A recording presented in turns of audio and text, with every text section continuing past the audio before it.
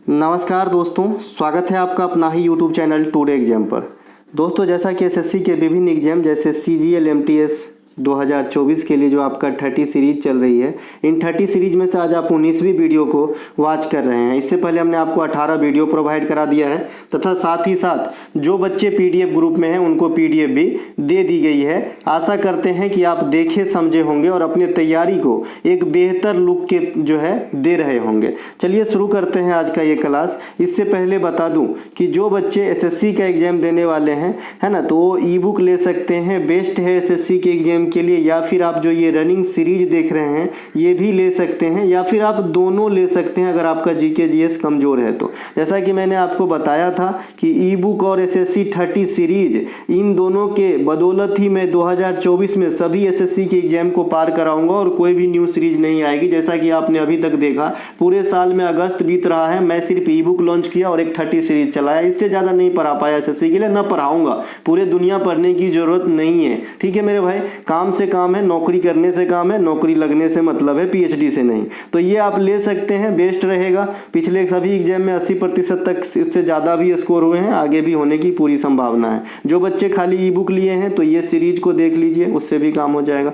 देखिए, तो ये मोबाइल नंबर है, इस पर आपको व्हाट्सअप मैसेज के थ्रू बात करके लेना है। बाद में कि Uttar Pradesh police, Bihar SSC, RPF इत्यादि का भी पीडीएफ कंटेंट अवेलेबल है, या डिस्क्रिप्शन में लिंक भी दिया गया है। लिंक क्लिक करके भी आप व्हाट्सअप मैसेज करेंगे तो आपको जो है जानकारी दी जाएगी। पहला जो प्रश्न है, इससे पहले बता दूं, एक प्रश्न के कई सारे एक्स्ट्रा फैक्ट होते हैं। ये एक्स्ट्रा फैक्ट शब्द मैंने ही इजाद किया है, ठीक है। इससे पहले जो है एडिशनल नॉलेज या जो है फलाना फलाना चीज इनका नाम हुआ करता था, है ना, लेकिन ये एक्स्ट्रा फैक्ट मैंने दिया है जो आज बड़े बड़े चैनल पे भी बोले जा रहे हैं, तो ये बड़ी अच्छी बात है, ठीक है भैया। चलिए शुरू करते हैं। M1, M2, M3, M4 में किसे नैरो मनी की संज्ञा दी गई है? देखिए, एक तो हॉट मनी होता है, कई प्रकार की मनी भी आपके एग्जाम में पूछा जाता है। एक हॉट मनी होता है, एक आपका ऐच्छिक मुद्रा होता है, मतलब ऑप्शनल मनी भी होता है। ऑप्शनल मनी भी होता है, ये मनी का फॉर्म है भाई, ऑप्शनल मनी भी होता है ना। इसी प्रकार से एक नैरो मनी, तो नैरो मनी, ये तो हॉट मनी, ऑप्शनल मनी, ये तो ओवरऑल हो गया। लेकिन जो नैरो मनी है, ये मुद्रा आपूर्ति के चेन में से किसे कहा जाता है, यानी M1, M2, M3, M4 में से, तो इसे M1 को कहते हैं, ठीक है। एक चीज और यहाँ याद दिला दूं, नैरो गेज और ब्रॉड गेज का इस्तेमाल रेलवे के अंदर होता है ना, रेलवे के अंदर होता है। अगर आपसे कोई पूछे कि वर्तमान समय में सबसे ज्यादा रेलवे में किस गेज का इस्तेमाल किया जाता है, तो आप कहोगे ब्रॉड गेज का, क्योंकि ये जो है फास्ट ट्रेन चलाने के लिए उपयुक्त होता है। ब्रॉड गेज रेलवे जो है 60 केजी वजन वाला होता है, यानी 1 मीटर के टुकड़े का जो लंबाई हो, मतलब वजन होगा 60 किलो होगा। और जो आपका मीटर गेज होता है, यानी ब्रॉड से छोटा, उसका 52 केजी होता है 1 मीटर रेल का। तो ये सब ध्यान रख लेंगे, थोड़ा बहुत काम आ जाएगा। इनके अलावा तो यहाँ पे M1 हो जाएगा। अब देखिए, मुद्रा आपूर्ति का वर्गीकरण कब किया गया था, अगर ये ईस्वी अगर आपसे पूछता है तो याद रखिए 1977। 1977 से आपको याद होना चाहिए कि केंद्र में सबसे पहले जनता पार्टी की सरकार बनी थी। ये प्रधानमंत्री कौन बने थे? मोरारजी देसाई साहब, है ना, पहली बार। नहीं तो इससे पहले आजादी से लेकर 1977 तक खाली कांग्रेस के प्रधानमंत्री रहे थे, ठीक है भैया, ध्यान रखेंगे तो उससे रिलेट कर सकते हैं। इसके अलावा जो मुद्रा आपूर्ति का वर्गीकरण है, ये कौन किए हैं? तो रिजर्व बैंक ऑफ इंडिया किए हैं, और इनको जो है कितने भागों में बांटे हैं? तो 4 भागों में। ये कौन है? M1, M2, M3, M4 है, ठीक है। इसके अलावा जो रिजर्व मुद्रा होता है ना, वो मैं नीचे बताऊंगा कि रिजर्व मुद्रा क्या होता है। इसे M0 कहा जाता है, ठीक है, M0 कहा जाता है रिजर्व मुद्रा को। एक चीज, हाँ भाई, एग्जामिनर का भरोसा नहीं। अगर आपसे कोई पूछे कि भाई रिजर्व मुद्रा को किस इंडिकेशन से इंडिकेट किया जाता है, तो M1, M2, M3, M4 नहीं मारना, M0 मारना, M लड्डू। इसके अलावा उपलब्धता के आधार पर, तरलता के आधार पर, या लिक्विडिटी के आधार पर, ये तीनों एक ही चीज हुआ। बैंकिंग या करेंसी में तरलता मतलब होता है उपलब्धता, ठीक है भाई। तो तरलता या लिक्विडिटी के आधार पे सबसे ज्यादा पाए जाने वाली जो इन चारों में है M1 है, और सबसे कम है M4 है। तो यहां से भी आपको पता चलता है कि इनमें से महंगा कौन होगा, तो M4 होगा, और इन दोनों में से सस्ता कौन होगा या कम वैल्यू के कौन होंगे, तो M1 होंगे, ठीक है। तो इसीलिए M1 को नैरो मुद्रा भी कहा जाता है। अब M1 में क्या आता है, M2 में क्या, M3, M4 में क्या, और M0 में क्या, ये समझ लिए ना। तो ये वाले टॉपिक से अगर एग्जामिनर रात के 2 बजे तक जग के वो क्वेश्चन लिखेगा ना तो आप गलती नहीं करोगे, ठीक है। तो देखिए M1 को नैरो मनी तो कहा ही जाता है। अब M1 में क्या क्या ऐड होती है, तो जनता के पास उपलब्ध मुद्रा, जैसे राम के पास, श्याम के पास, मेरे मनोज के पास। इसके अलावा बैंकों में करेंट अकाउंट और सेविंग अकाउंट के जो भी धन है उसमें ऐड किया जाता है। साथ ही साथ RBI का अन्य जमा ऐड किया जाता है। तो ये तीनों को समग्र रूप से क्या कहा जाता है भैया, नैरो मनी या M1 मुद्रा कहा जाता है। देखिए बैंक में ना कई प्रकार के खाते होते हैं। हम लोग छोटे मोटे लोग हैं तो हम सिर्फ एक खाता खुला लेते हैं, उसके बारे में नहीं जानते हैं कि कौन कौन खाता होते हैं।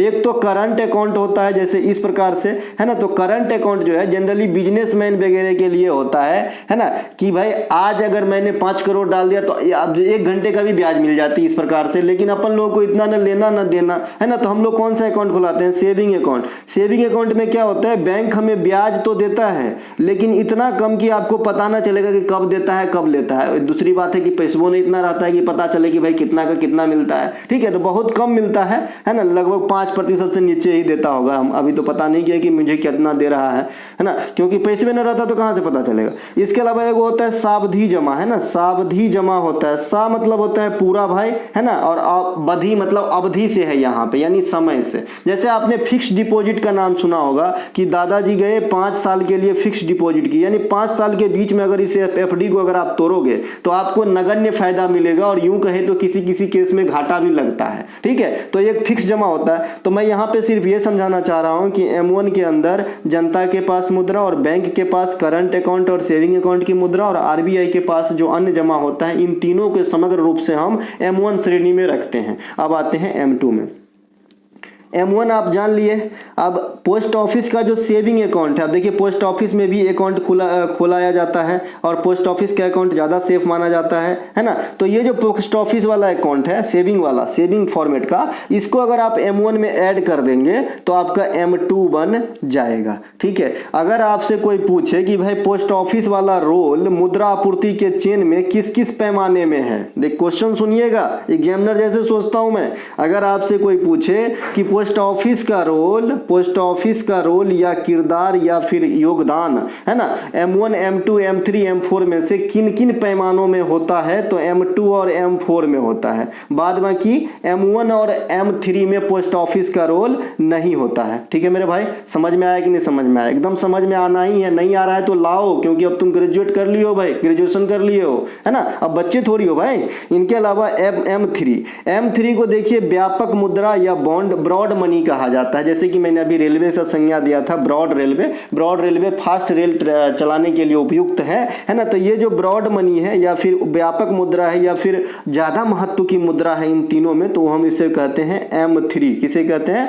M3 को कहते हैं, ठीक है। अब M1 अभी आपको ध्यान में है, आपका पास जो पैसा है, मेरे पास जो पैसा है, बैंक के पास करेंट और सेविंग अकाउंट और RBI का अन्य जमा, तो ये M1 तो याद ही है। अब इसमें अगर सावधि जमा भी जोड़ दिया जाए बैंक का, जैसे मैंने अभी FD वाला जो बात कहा था कि पूरे टाइम के लिए जो जमा करते हैं उसे सावधि जमा भी कहते हैं, है ना। तो ये जो सावधि जमा अगर इसमें जोड़ दिया जाए तो ये क्या बन जाएगा? M3 बन जाएगा। तो अगर मैं इसे एक ही लाइन में लिखना चाहूं तो कैसे लिखूंगा, कोई बता सकते हो? ऐसा लिखूंगा, जनता के पास मुद्रा प्लस बैंक के पास कौन सा? करेंट, सेविंग और जो है टोटल मतलब फिक्स समय के लिए या फिर पूरे समय के लिए सावधि जमा, और RBI के पास अन्य जमा। इन तीनों चारों चीजों को जोड़ेंगे तो हमारा बन जाता है M3, जिसे व्यापक मुद्रा कहते हैं। अब M4 किसे कहते हैं? M3 अभी याद आया आपको। अब इसमें डाक के जो बचत बैंक के हैं सभी ऑल जमा। अभी पहले आपने जब M2 बनाया था सर जी, तो उसमें डाक वाला सिर्फ सेविंग अकाउंट जोड़े थे। आंख खोल के देखिए, यहाँ पे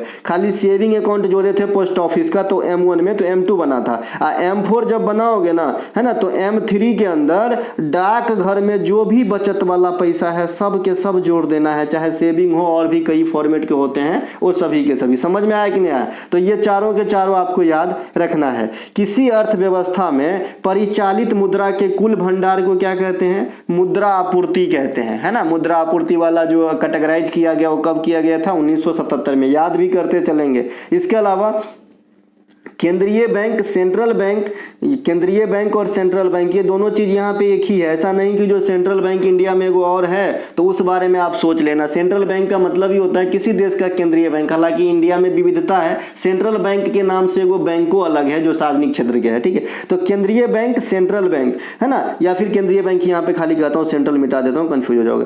केंद्रीय बैंक के जो मुद्रा को मुद्रा आपूर्ति डेटा में MO के रूप में नाम M0 के रूप में नामित किया जाता है। जैसे मैंने अभी आपको कहा था M0 नीचे बताऊंगा, ठीक है।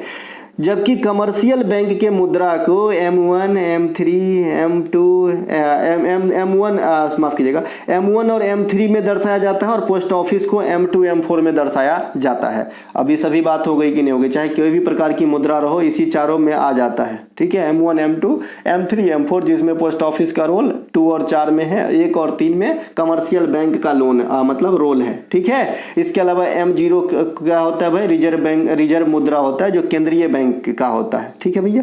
इसके अलावा रिजर्व मुद्रा MO सेंट्रल बैंक या केंद्रीय बैंक का मुद्रा, मौद्रिक आधार मुद्रा, हाई पावर्ड मुद्रा इत्यादि की संज्ञा M0 को दिया जाता है। तो यहाँ पे 4 उपनाम भी आपने सीखा है, क्या क्या भाई, M1 को नैरो मुद्रा, M3 को व्यापक मुद्रा, है ना, और M0 को हार्ड मुद्रा, हाई पावर्ड मुद्रा, मौद्रिक आधार मुद्रा, केंद्रीय मुद्रा इत्यादि कह सकते हैं। भारतीय रिजर्व बैंक का जो केंद्रीय बैंक है, भारतीय रिजर्व बैंक जो है भारत का केंद्रीय बैंक है। इसका काम में आ जाते हैं तो नोट छाप लेता है, मौद्रिक नीति बनाता है, कमर्शियल बैंक को लोन देता है, प्रतिभूतियों की लेन देन करते हैं। इसके अलावा रिजर्व बैंक की स्थापना 1934 के एक्ट के अनुसार, जब आपसे ये पूछता है कि किस एक्ट के अनुसार, धड़ल्ले से बच्चा 1935 आंसर कर देता है, जो एकदम सरासर गलत हो जाएगा और 2.5 नंबर काट के ले जाएगा SSC, ठीक है भाई। तो ये जो आपका है 1935 में गठन जरूर हुआ था, लेकिन एक्ट कहेगा तो 1934 के अधिनियम के अनुसार, ठीक है। राष्ट्रीयकरण इसका 1949 में हुआ था। इसके अलावा कौन से कमिटी पे, तो हिल्टन यंग आयोग के आधार पे हुआ था। वर्तमान अध्यक्ष शक्तिकांत दास है। रिजर्व बैंक ऑफ इंडिया में कोई भी महिला गवर्नर अब तक नहीं बनी है। हाँ, डिप्टी गवर्नर बनी है उदेसी मैडम पहली बार, है ना, लेकिन जो मेन गवर्नर है ना वो नहीं बनी है। बहुत सारे पोस्ट है जो मेन नहीं बनी है, जैसे CJI है ना, चीफ जस्टिस ऑफ इंडिया भी कोई महिला नहीं बनी है कभी भी। इनके अलावा वर्तमान में रिजर्व बैंक ऑफ इंडिया के 4 डिप्टी गवर्नर का नाम बताइए, तो बता देना, स्वामीनाथन JT, रविशंकर, M राजेश्वर राव और डॉक्टर माइकल डी पात्रा। ये जो हैं 4 आपका वर्तमान में कार्यरत डिप्टी गवर्नर है। एगो गवर्नर होते हैं और 4 गो डिप्टी गवर्नर के पोस्ट होते हैं रिजर्व बैंक ऑफ इंडिया में। आपसे पूछा जाएगा कि भाई डिप्टी गवर्नर की नियुक्ति कौन करते हैं, तो केंद्र सरकार के द्वारा करी जाती है।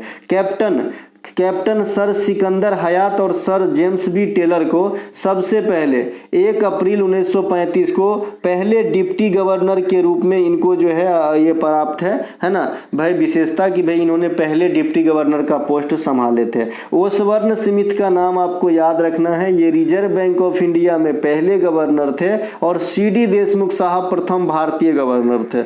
RBI की पहली महिला डिप्टी गवर्नर KG उदेसी थी। इस पूरे प्रश्न से आपको क्या समझ में आया सर? मुद्रा आपूर्ति चेन में M1, M2, M3, M4 का इस्तेमाल किया जाता है। M0 को हाई पावर्ड मुद्रा कहते हैं, जो किसी भी देश के केंद्रीय बैंक का मुद्रा होता है। इसे केंद्रीय मुद्रा, मौद्रिक आधार मुद्रा भी कहते हैं।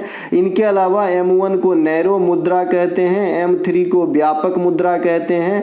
M2, M4 का जो है इसमें योगदान पोस्ट ऑफिस का भी होता है। सबसे अधिक M1 होता है, सबसे कम M4 होता है। इसके अलावा भी रिजर्व बैंक का आपने देखा एक्ट 1934 से स्थापित हुआ, 1935 के अंदर, और 1949 के अंदर राष्ट्रीयकरण हुए। KG उदेसी प्रथम डिप्टी गवर्नर बनी थी, है ना, इत्यादि इत्यादि। इनके अलावा नटवरी नृत्य शैली किस शास्त्रीय नृत्य से जुड़ा प्रस्तुति है? तो कथक से।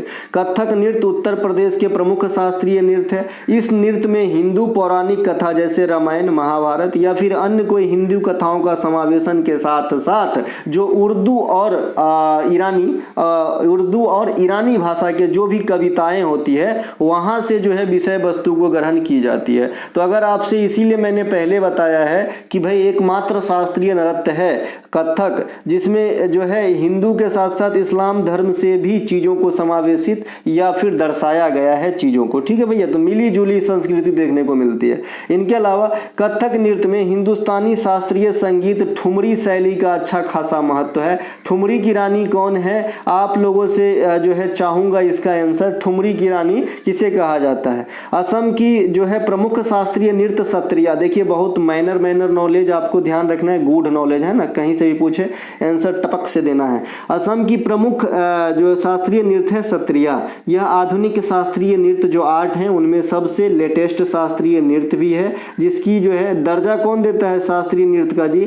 संगीत नाटक अकादमी के द्वारा दिया जाता है और सत्रिया को 2000 में प्रदान किया गया था। इस नृत्य को शुरू करने वाले श्री वैष्णव संत शंकर देव थे। ठीक है, इनको ध्यान रखेंगे।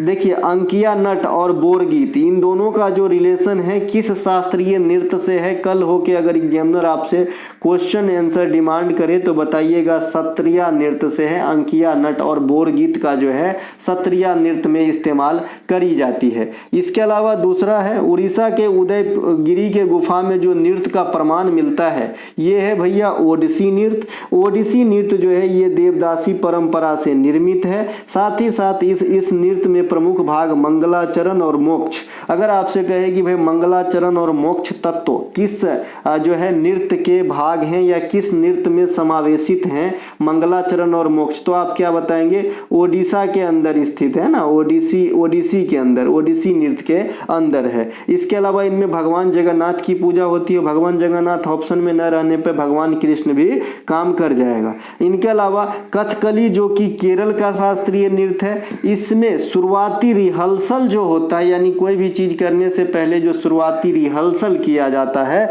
तो उसका नाम सेवा कली दिया गया है, सेवा कली। और ये सेवा कली यह सेवा कली जो है प्रायः किसी मंदिर परिसर में की जाती है, किसी मंदिर परिसर में की जाती है। अब देखिए ना, इसको प्रायः और प्रयास में कोई फर्क नहीं बुझा, प्रयास लिख दिया। ठीक है भैया, प्रायः है यहाँ पे, है ना, प्रायः परिसर में की जाती है ना।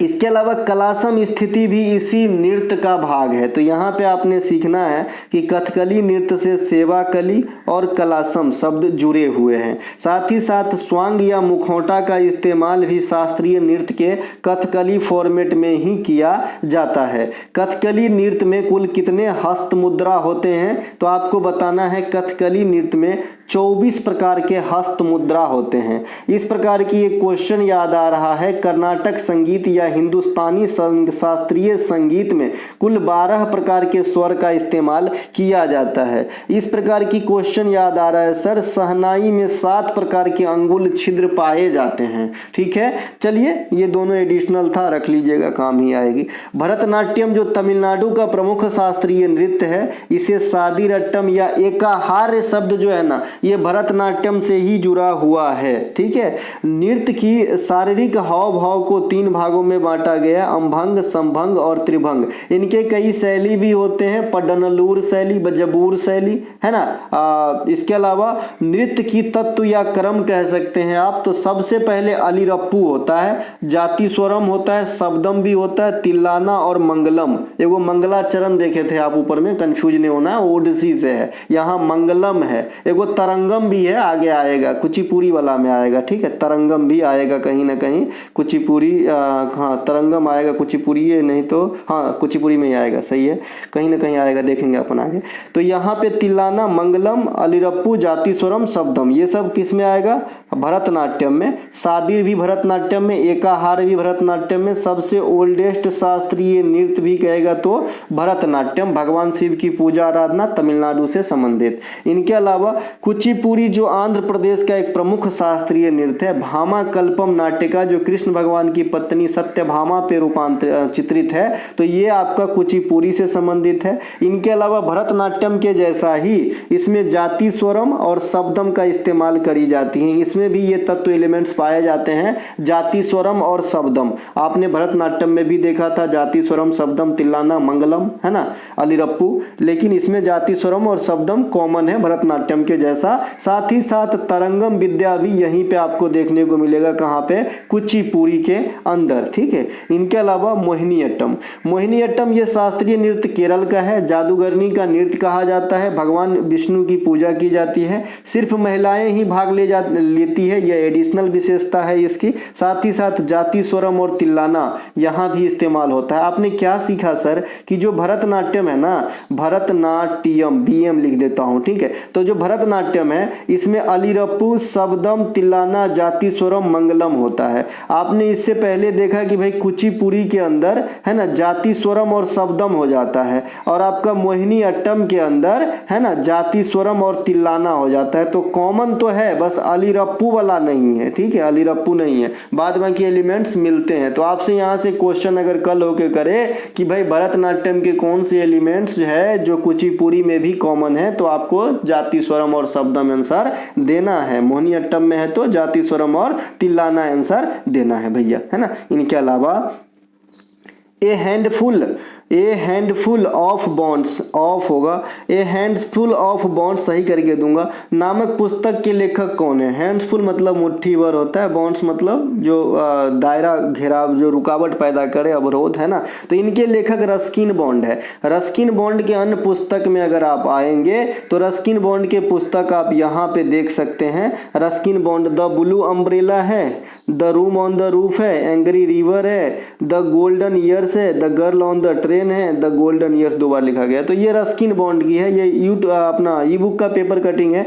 शशि थरूर का यहाँ पे देख लेंगे, the paradoxical prime minister, the inglorious empire, Ambedkar a life an era of darkness, why I am Hindu, Nehru biography.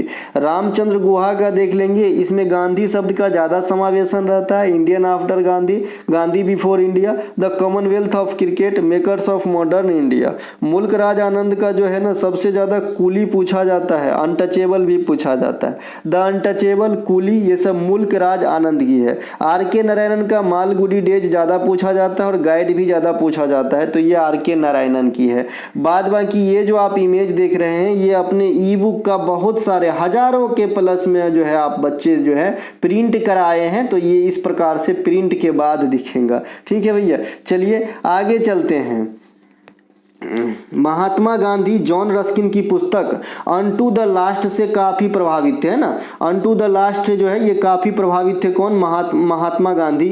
आपसे डायरेक्ट पूछा जाता है कि महात्मा गांधी निम्नलिखित में से किस राइटर से प्रभावित थे, तो जॉन रस्किन से। उनके किताब का नाम क्या है, ऑन टू दिस लास्ट, ठीक है। इनके अलावा जॉन रस्किन के अन्य पुस्तक में आएंगे तो वेनिस के पत्थर, है ना, द स्टोन ऑफ वेनिस, वास्तुकला के 7 द्वीप, ये सब जो पुस्तक है ये आपका जॉन रस्किन का है। इससे पहले आपने राइटर जो किताब देखा था बेसिक क्वेश्चन वाला, जो आधार बनाया गया है क्वेश्चन का, वो रस्किन बॉन्ड है, तो दोनों अलग अलग है भाई। इनके अलावा द मर्चेंट ऑफ वेनिस, यहाँ पे आपने वेनिस के पत्थर देखा तो वेनिस वाले से कंफ्यूजन, तो मर्चेंट ऑफ वेनिस जो है ओथेले जो है ये आपका किसका है भाई, शेक्सपियर का है ना। शेक्सपियर महान राइटर हुए, भारत के शेक्सपियर कालिदास को कहा जाता है।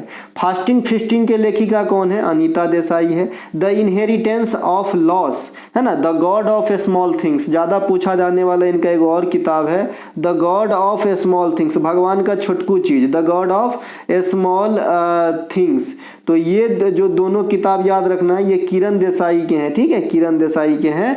पॉलिटिक्स, है ना, पॉलिटिक्स होना चाहिए यहाँ पे, पॉलिटिक्स, ट्रम्प, मोदी, है ना, Brexit, the prospect of liberal democracy. इनके लेखक में जो है ना आपका, इनका नाम आ जाएगा मेघनाथ देसाई का, है ना। मेघनाथ देसाई के अन्य पुस्तक the poverty of political economy, साथ ही साथ रीडिस्कवरी ऑफ इंडिया भी जो है ना मेघनाथ देसाई के हैं। खाली discovery of India Jawaharlal Nehru के हैं, तो दोनों बात ध्यान रखेंगे, है ना, कंफ्यूजिंग वाला है। मैडम सर नामक एक किताब है ना, एक्सपीरियंस है, तो ये जो है मंजरी जहरूर मैडम की है, ठीक है। मंजरी जहरूर मैडम जो है सिविल सर्विस में जुड़ी हुई महिलाएं। इनके अलावा महिला the diary of young girls के लेखिका एनी फ्रैंक है। ये किताब पूछा भी गया था CHSL या किसी CPO के एग्जाम में, मुझे अभी एग्जैक्ट याद नहीं है। The diary of young girls पूछा गया था। इनके अलावा अम्बेडकर ए लाइफ ये आपके शशि थरूर के द्वारा लिखे गए हैं, ऊपर भी आपने देखा।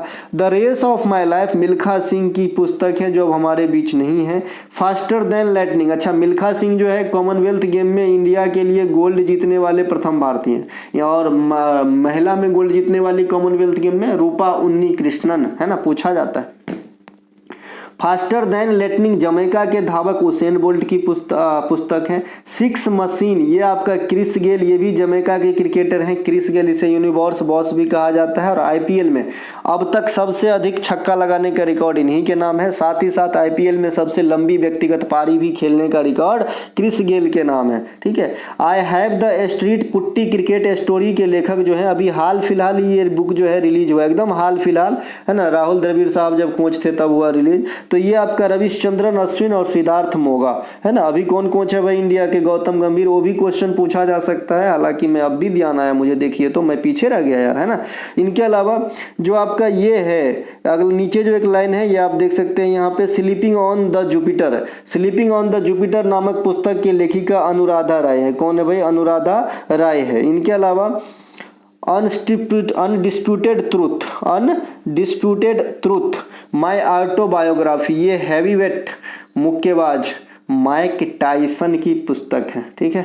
इनके अलावा निम्नलिखित में से किस शासक ने बातापी कोंडा की उपाधि धारण की थी? तो बातापी कोंडा की उपाधि नरसिंह वर्मन प्रथम ने धारण किया था। नरसिंह वर्मन किस वंश के हैं? तो पल्लव वंश के। प्रमुख शासक जिन्होंने पल्लव वंश के हैं, प्रमुख शासक हुए जिन्होंने चालुक्य शासक पुलकेशिन द्वितीय को हराया। पुलकेशिन द्वितीय को कौन हराया? नरसिंह वर्मन प्रथम ने हराया। कौन वंश के? पल्लव वंश के। इसी के समय चीनी हेनसांग जो है दक्षिण भारत कहिए या कांचीपुरम कहिए का यात्रा किया था। पल्लव की राजधानी कांचीपुरम थी। पल्लव वंश के संस्थापक कौन है? सिंह विष्णु है ना। तो इतना चीज ध्यान रखना है। पल्लव से मैंने यहाँ पे कहा कि भाई नरसिंह वर्मन बातापी कोंडा की उपाधि धारण किया था। नरसिंह वर्मन जो प्रथम है उन्हीं के काल में आपका हेनसांग दक्षिण भारत या कांचीपुरम गए थे है ना। इनके फाउंडर सिंह विष्णु था, राजधानी कांचीपुरम थी। ये सब ध्यान रखेंगे। पुलकेशिन द्वितीय को कौन हराया था? नरसिंह वर्मन प्रथम ने ही हराया था। और पुलकेशिन द्वितीय ने किसे हराया था अगर आपको याद हो? तो पुलकेशिन द्वितीय ने हराया था हर्षवर्धन को 618 ईस्वी में नर्मदा नदी के किनारे। तो ये बात भी ध्यान रखेंगे। इनके अलावा कांचीपुरम के कैलाश मंदिर का निर्माण पल्लव वंश के शासक नरसिंह वर्मन सेकेंड ने करवाया था। अब जो कांची में कैलाश मंदिर है वो कैलाश मंदिर महाराष्ट्र में भी है। ठीक है। ये कांची में कैलाश जो महाराष्ट्र में वो राष्ट्रकूट ने बनाया है और जो कांचीपुरम में है वो नरसिंह वर्मन सेकेंड ने बनाया है। महाबलीपुरम में स्थित सूर्य मंदिर का निर्माण जो है यह भी आपका कौन किए हैं भैया? नरसिंह वर्मन द्वितीय ने ही करवाया है। इनके अलावा नरसिंह वर्मन द्वितीय को राजसिम्हा की उपाधि दी गई थी। जो नरसिंह वर्मन सेकेंड है उन्हें क्या कहा जाता है? राजसिम्हा। अब आता है यहाँ पे आपने देखा बातापी कोंडा, अब यहाँ पे देखिए गंगोई कोंडा। गंगोई कोंडा चोला की उपाधि राजेंद्र प्रथम ने धारण किया था। चोल वंश के संस्थापक विजयालय हैं। श्रीलंका पे पार्शियली अधिकार करने वाले चोल शासक राजराज प्रथम हुए थे, जबकि मतलब पूर्ण रूप से श्रीलंका पे अधिकार करने वाले शासक राजेंद्र चोल हुए थे। तो दोनों अलग अलग है। इसके अलावा राजराज प्रथम ने तंजौर में राजराजेश्वर या बृहदेश्वर मंदिर बनवाए जो तमिलनाडु में स्थित है। कुनिक अजात शत्रु का उपनाम है। अजात शत्रु हर्यक वंश के संस्थापक बिंबिसार के पुत्र थे। ठीक है। अजात शत्रु के समय ही पहले बौद्ध संगति राजगीर में, दूसरा हुआ था वैशाली कालाशोक, तीसरा हुआ था अशोक पाटलिपुत्रा में और चौथा हुआ था कनिष्क के समय कुंडलवन कश्मीर में। हर्यक वंश को जो है ना इतिहास में पितृहंता वंश कहा जाता है, यानी अपने पितरों को मारने वाला वंश कहा जाता है, क्योंकि एक दूसरे अपने पिता की हत्या कर करके गद्दी संभाले थे। गुप्तकालीन शासक चंद्रगुप्त प्रथम ने महाराजा धीराज की उपाधि ली थी। चंद्रगुप्त द्वितीय को विक्रमादित्य की उपाधि दी गई है। समुद्रगुप्त को भारत का नेपोलियन कहा जाता है। इसके अलावा कविराज की उपाधि भी समुद्रगुप्त को ही दिया गया है। हेनसांग को यात्रियों का राजकुमार कहा जाता है। महात्मा बुद्ध को लाइट ऑफ एशिया कहा जाता है। मोहनदास करमचंद गांधी को केसर हिंद अंग्रेजों के द्वारा और महात्मा की उपाधि रविंद्रनाथ टैगोर के द्वारा। रविंद्रनाथ टैगोर को नाइट हुड की उपाधि। देखिए यहाँ से क्वेश्चन काफी आता है, जो महात्मा गांधी का केसर हिंद और रविंद्रनाथ टैगोर साहब का नाइट हुड, ये दोनों को लौटा दिया था जालियांवाला बाग हत्याकांड के कारण रुष्ट होके, है ना। तो ये ध्यान रखेंगे, ठीक है भाई, अंग्रेजों को लौटा दिए थे। इनके अलावा वायुमंडल लेयर क्षोभ मंडल के बारे में कौन सा कथन सही नहीं है? तो क्षोभ मंडल रेडियो तरंगे का संचरण क्षोभ मंडल में होता है क्या? नहीं, ये तो आयन मंडल में होता है, इसीलिए यह गलत है। अब सही क्या क्या है क्षोभ मंडल के बारे में यहाँ पे पढ़ेंगे। देखिए क्षोभ मंडल यह वायुमंडल के पांचों परत में सबसे निचला मंडल है, जिसकी ऊंचाई सबसे कम होती है, 16 से 18 मीटर तक ही होती है। इस मंडल में सभी प्रकार की मौसमी घटना घटित होती है। इस मंडल में ऊंचाई बढ़ने के साथ टेम्परेचर घटता है। कहा जाता है कि 1 किलोमीटर अगर आप ऊंचाई पे चल गए क्षोभ मंडल में, है ना, इन्हें माफ कीजिएगा, 165 मीटर पे 1 डिग्री घटता है, माफ कीजिएगा दोस्तों, 165 मीटर पे 1 डिग्री टेम्परेचर घट जाता है क्षोभ मंडल के अंदर, जिसे सामान्य ह्रास दर कहा जाता है। क्या कहा जाता है? सामान्य ह्रास दर कहा जाता है, सामान्य ह्रास दर कहा जाता है। इसके अलावा क्षोभ मंडल की ऊंचाई गर्मी के समय में बढ़ जाती है ग्रीष्मकाल में, और शीतकाल में कम हो जाती है।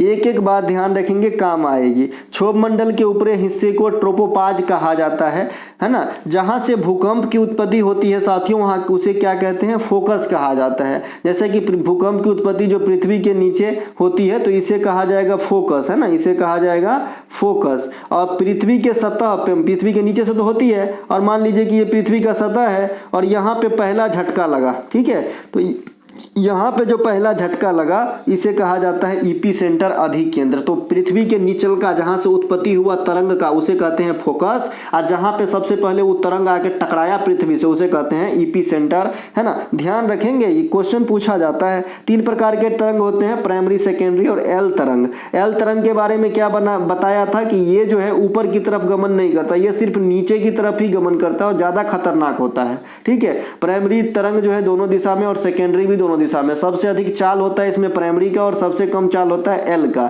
जो सबसे कम तेज चलता है और सबसे ज्यादा खतरनाक होता है भूकंप वाले केस में। भूकंप को आप सिस्मोग्राफ, रिक्टर स्केल इत्यादि इस्तेमाल करते हो। इनके अलावा ये तो बता ही दिए थे। इनके अलावा ये रहा भैया इमेज जो वायुमंडलीय लेयर का है कि कौन कहाँ पे है।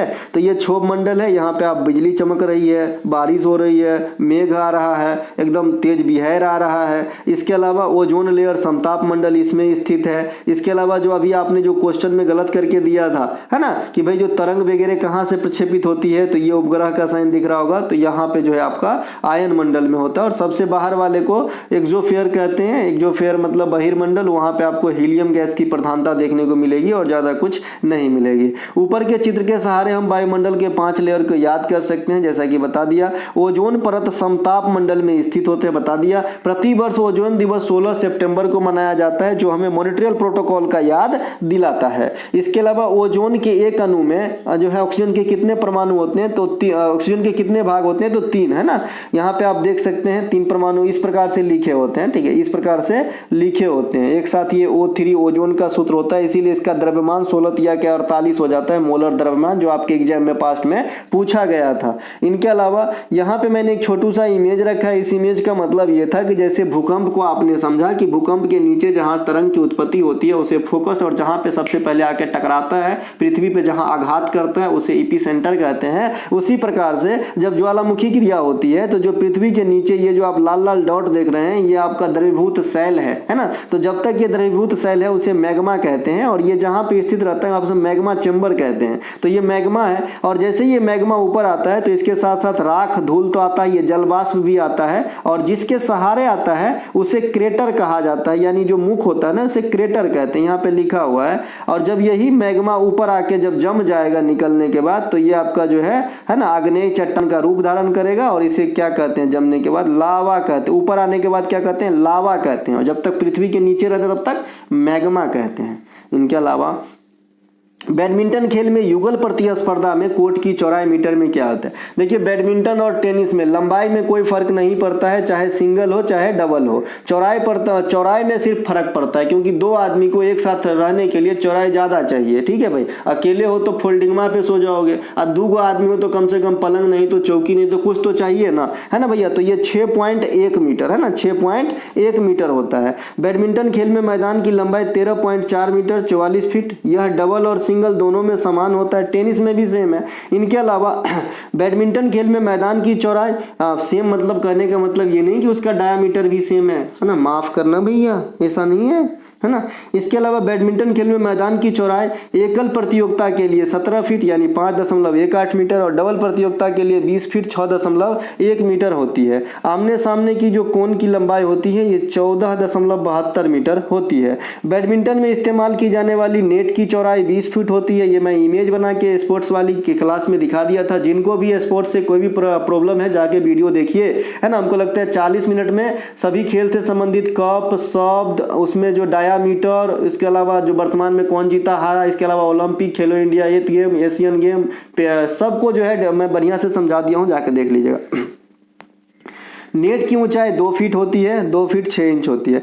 बैडमिंटन में इस्तेमाल होने वाले पोल की ऊंचाई जमीन लेवल से 1.115 मीटर होता है। बैडमिंटन में इस्तेमाल होने वाली नेट का निचला हिस्सा जमीन से 5 फीट यानी 1.52 मीटर ऊंचाई पे होता है। देखिए ऐसा रहता है, ठीक है, ऐसा रहता है। ये हो गया नेट। तो ये जो जमीन से ऊंचाई इसकी निचला सिरा है ना 1.52 मीटर से होता है। पोल की पूरी ऊंचाई कहेंगे 1.55 मीटर हो जाएगा, तो इस बीच की दूरी निकाल लेंगे आप। इनके अलावा इसकी लंबाई अगर यहाँ पे दिया है तो ये 20 फुट होता है। समझ में आया कि नहीं समझ में आया, तो एकदम आना ही है समझ में भैया। इसके अलावा चलते हैं आगे।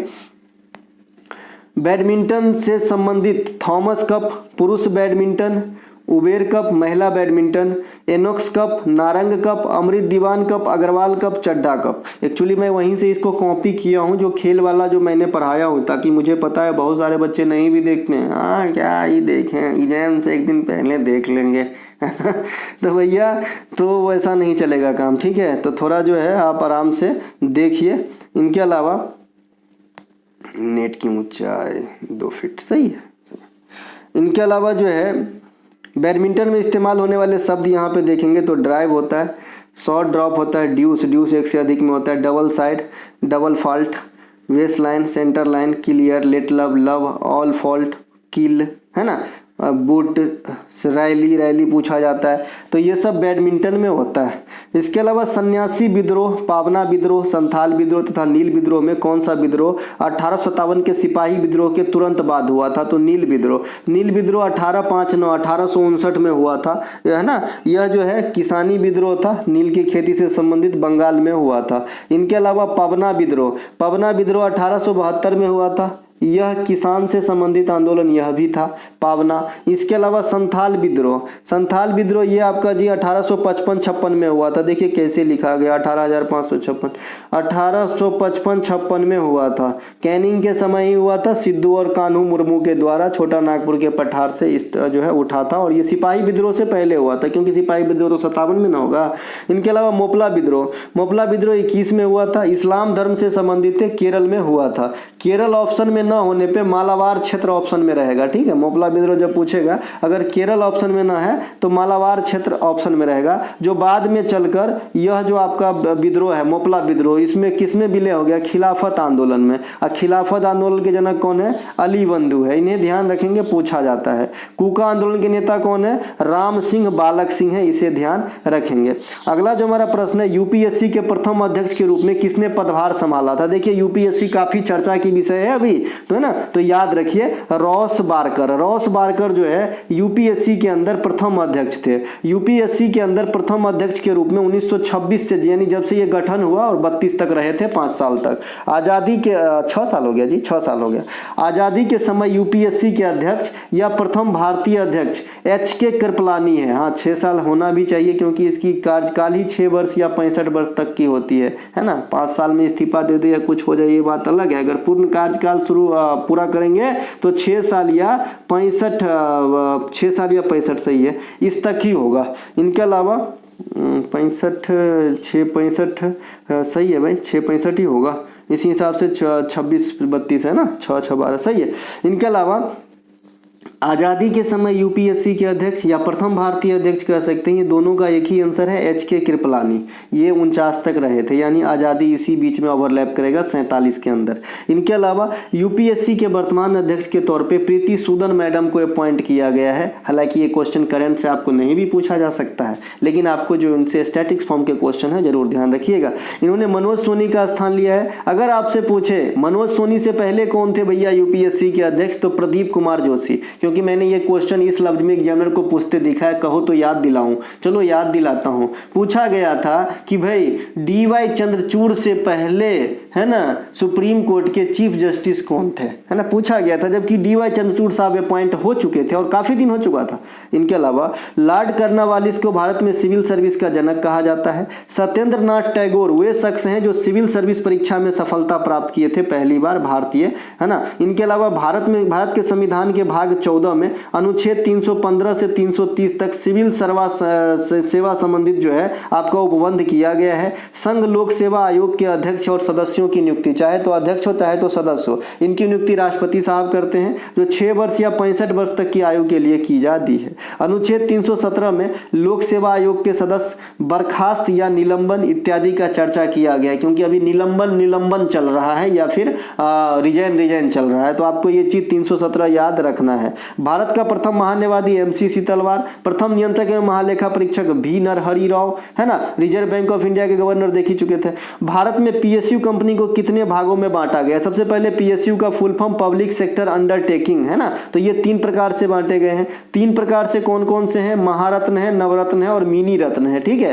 पीएसयू कंपनी को आधुनिक भारत में मंदिर की संज्ञा किसने दी थी? जवाहरलाल नेहरू ने दी थी, तो ये ध्यान रखेंगे। अब ये 3 प्रकार के जो पीएसयू कंपनियां हैं, इनका नाम है महारत्न, नवरत्न और मिनी रत्न। इसमें सबसे अधिक वैल्यू वाला कौन है? महारत्न। एक क्वेश्चन यहां से बाल की खाल वाली आने वाले भविष्य में हो सकता है कि निम्नलिखित में से, जैसे आप कहते हो ना, है ना, कि सभी वित्त विधेयक धन विधेयक नहीं है, सभी धन विधेयक वित्त विधेयक हो सकता है, इस प्रकार से आप पढ़ते हो, है ना, वैसे ही यहाँ पे जो है सभी नवरत्न कंपनी महारत्न तो हो सकता है, लेकिन, है ना, सभी नवरत्न कंपनी महारत्न हो सकता है। यहाँ बनेगा क्या क्वेश्चन? एक सेकेंड, क्योंकि नवरत्न पहले बनना होता है तब महारत्न बनता है, तो सभी नवरत्न कंपनी महारत्न कंपनी हो सकता है।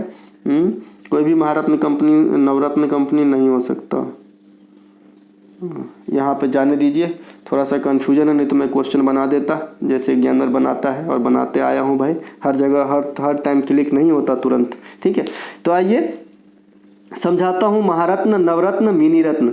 महारत्न सबसे अधिक प्रॉफिट कमाने वाली कंपनी है, नवरत्न इससे कम और मिनी रत्न उससे कम, यानी सबसे कम मिनी रत्न।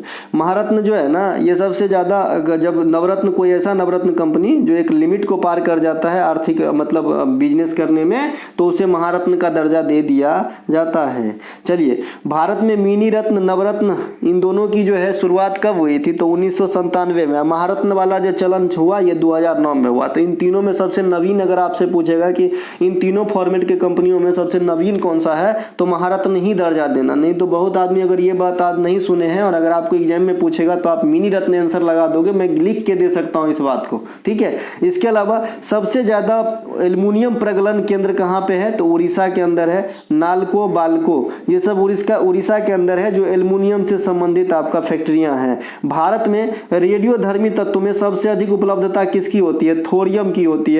एल्युमिनियम के उत्पादन में भारत दूसरे स्थान पे पहुंच चुका है। ये अगस्त 2024 की बात है, लेकिन आपको ये आगे वाले एग्जाम में काम आएगा, अभी नहीं आएगा। लोहे के उत्पादन में चौथे स्थान पे है भारत। लोहा का भारत में सबसे अधिक भंडारण देखिए कर्नाटक में है ना, लेकिन जो है उड़ीसा राज्य वर्तमान में सबसे ज्यादा आपको जो है प्रोड्यूस करता है लोहा। कोयला का सबसे अधिक भंडारण है झारखंड में, लेकिन कोयला का उत्पादन वर्तमान में सबसे अधिक छत्तीसगढ़ राज्य में किया जाता है।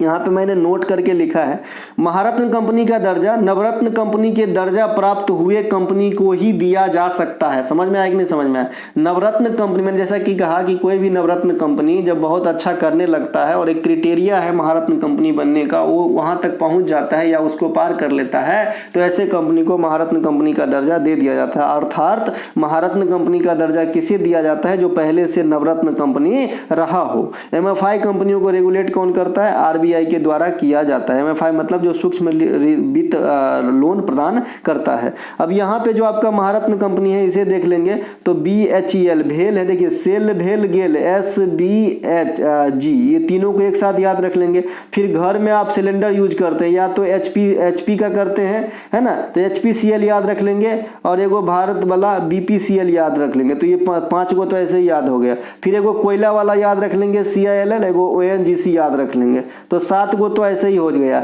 एगो पावर ग्रिड कंपनी PGC हो जाएगा, PF जो है पावर ग्रिड वाला। तो ये आपका 1 2 3 4 5 6 2 8 गो तो ऐसे याद हो गया। अब बचा 5 गो, तो 5 गो में एगो Indian oil corporation limited Indian oil ICL, इस प्रकार से एक याद रख लेंगे तो 9 गो तो हो गया। अब 4 गो ना बचा, तो एगो जो है रूरल एरिया में जो बिजली वाला है ना, उसको याद रख लेंगे। इस प्रकार से आप याद रख सकते हैं, काफी कॉमन है। तो यही चीज यहाँ पे लिखा गया है, Bharat heavy electricals limited, Bharat petroleum corporation limited, GAIL है ना, CIL coal India limited, HPCL है ना, इसके अलावा SAIL steel authority of India.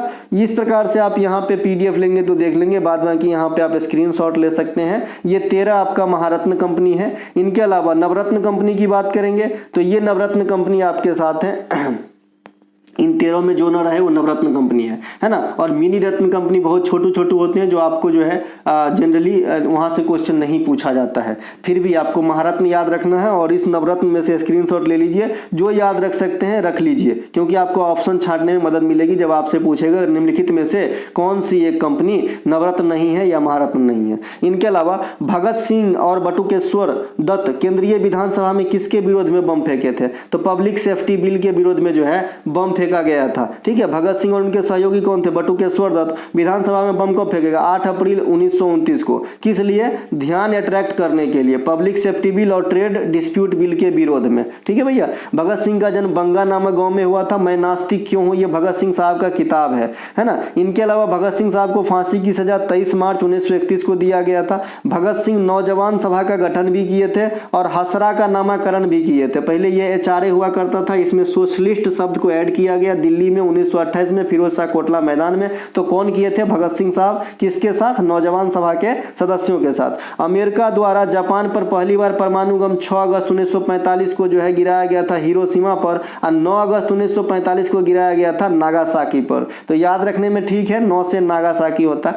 परमाणु बम विखंडन के सिद्धांत पे कार्य करता है ना, जिसके खोजकर्ता कौन है? Julius Robert Oppenheimer. ठीक है। और हाइड्रोजन बम नाभिकीय संलयन के सिद्धांत पे कार्य करता है, इनका खोज करता है एडवर्ड टेलर। एगो एडवर्ड जेनर है जो चेचक का टीका का खोज किया था, कंफ्यूज नहीं होना।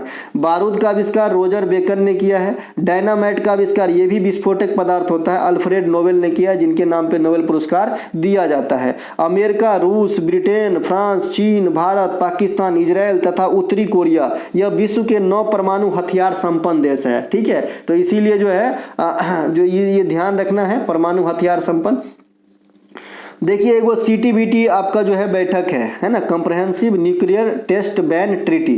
1994 में यह मुद्दा बना।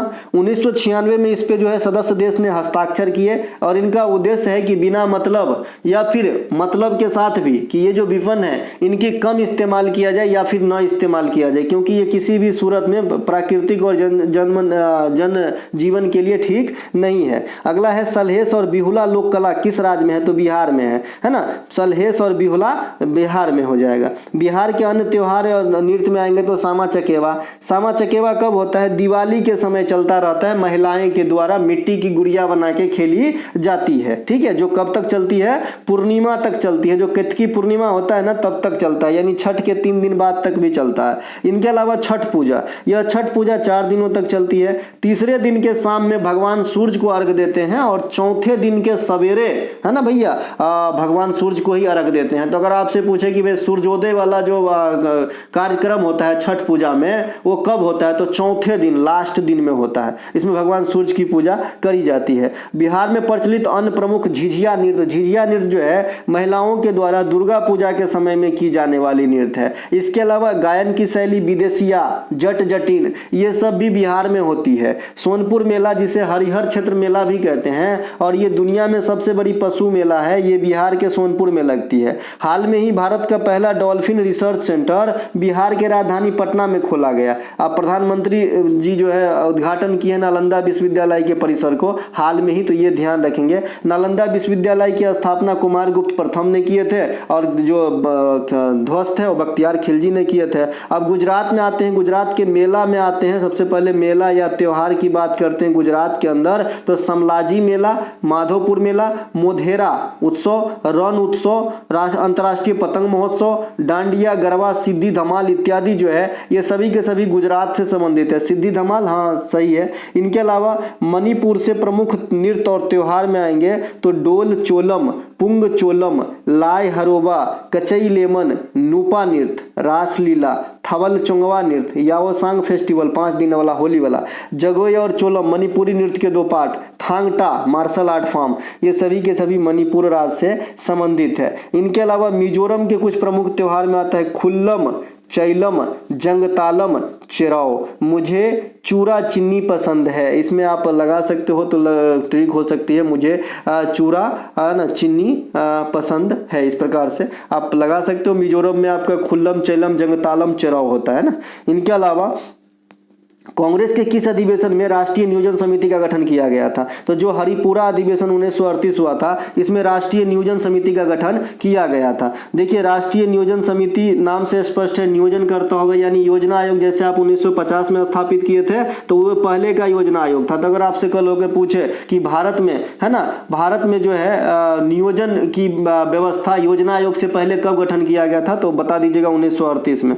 जो कांग्रेस के हरिपुरा अधिवेशन हो रहा था, ये क्रमांक के अनुसार 51वां अधिवेशन हो रहा था। अध्यक्ष थे सुभाष चंद्र बोस साहब। इस अधिवेशन में नियोजन समिति का गठन किया गया और नियोजन समिति के अध्यक्ष कौन बने? तो नेहरू। तो ये नेहरू साहब शुरू से ही जो ना अच्छे पोस्ट पे गए हैं, ठीक है। तो बाद में योजना आयोग भी जो बना, योजना आयोग जो बना है ना, तो उसमें भी क्या फैसिलिटी है भाई कि प्रधानमंत्री ही रहेगा अध्यक्ष, क्योंकि नेहरू साहब बाद में इंडिया का प्रधानमंत्री बने 1947 में आजाद होने के बाद पहले, है ना। तो ये एक प्रचलन में है कि प्रधानमंत्री अध्यक्ष रहेंगे, ठीक है। तो यहां से ये सिलसिला उठी, तो यहां से भी आप रिलेट कर सकते हैं इन चीजों को। इनके अलावा नोट, अगर एग्जाम आपसे पूछता है कि योजना आयोग से पहले भारत में योजना बनाने हेतु कौन से संघ या समिति का गठन किया गया था, तो मैं बता दिया नियोजन समिति 1938। योजना आयोग की स्थापना 1950 में हुआ था। टर्मिनेट कब किया गया? 2015 में नीति आयोग इसका स्थान ले लिया था। कांग्रेस के प्रथम बैठक 1885 में, अध्यक्षता कौन किए थे? WC बनर्जी। कहाँ हुई थी? मुंबई में। और इसमें कितने प्रतिनिधि भाग लिए थे? 72। कांग्रेस में स्वराज शब्द का प्रयोग 1906 में हुआ था। कहाँ पर? कोलकाता के अंदर। और टोटल स्वराज, पूर्ण स्वराज की मांग 1929 में लाहौर अधिवेशन में किया गया था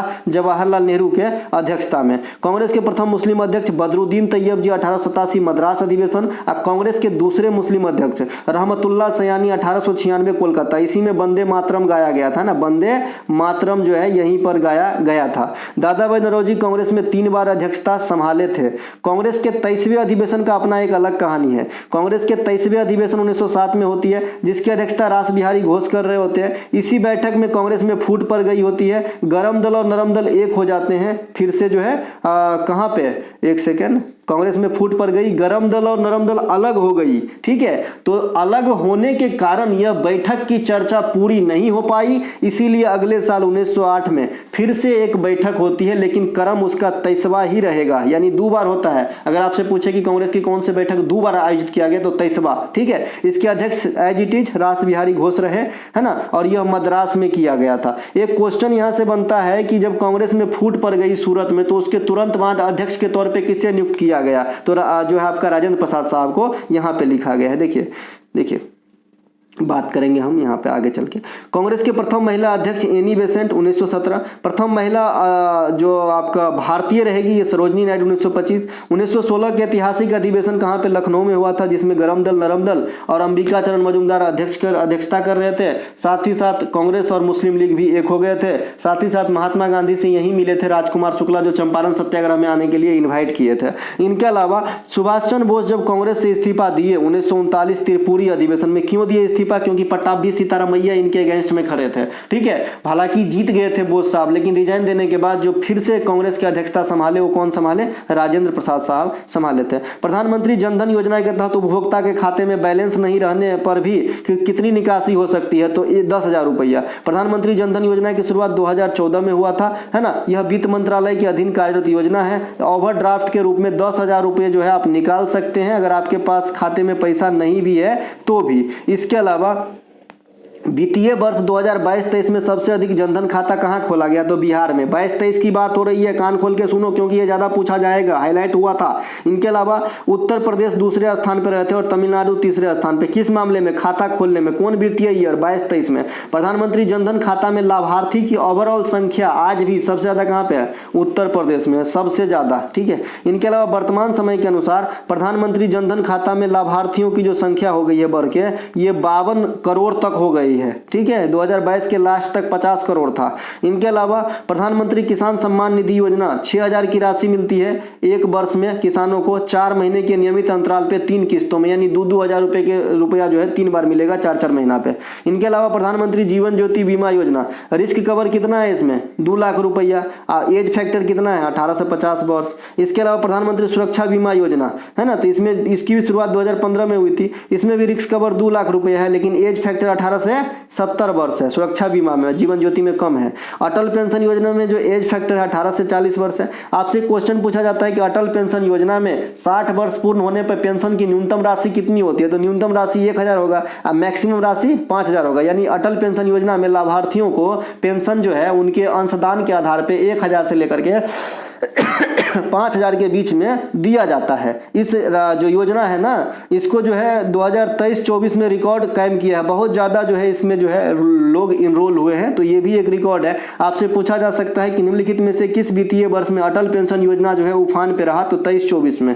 इनके अलावा बालू पे उगने वाले पौधे को क्या कहते हैं, सेमोफाइट्स कहते हैं। चट्टानों पे उगने वाले को लिथोफाइट्स कहते हैं। रेगिस्तानी क्षेत्र में एरिनोफाइट्स कहते हैं। दलदल में उगने वाले पौधे को हीलोफाइट्स कहते हैं। देखो एगो हीलोफाइट्स है जो दलदल में उगता है, एगो हेलोफैट्स है जो नमकीन क्षेत्र में उगता है, तो दोनों थोड़ा सा अलग से ध्यान रखेंगे।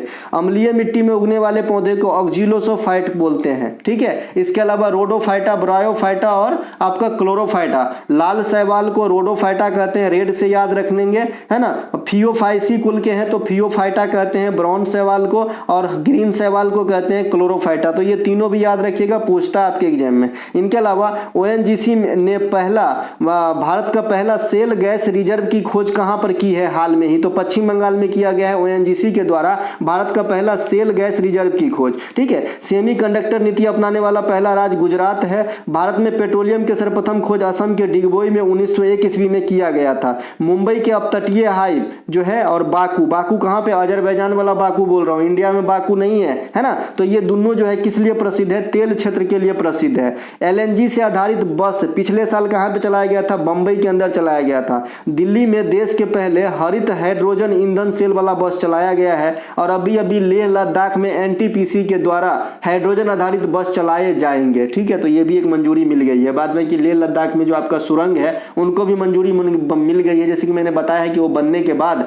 सबसे ऊंचाई पे स्थित सुरंग हो जाएगा दुनिया में। इनके अलावा पेरिस ओलंपिक में एक ही क्वेश्चन पूछेगा कि सबसे पहला पदक भारत के लिए किसने जीता, मनु भाकर। अगर इस एग्जाम में आपसे पूछता है तो समापन समारोह के ध्वजवाहक मनु भाकर ही रहे और पीआर श्रीजेश रहे। उद्घाटन समारोह के ध्वजवाहक पीवी सिंधु और शरद कमल रहे, ठीक है भैया।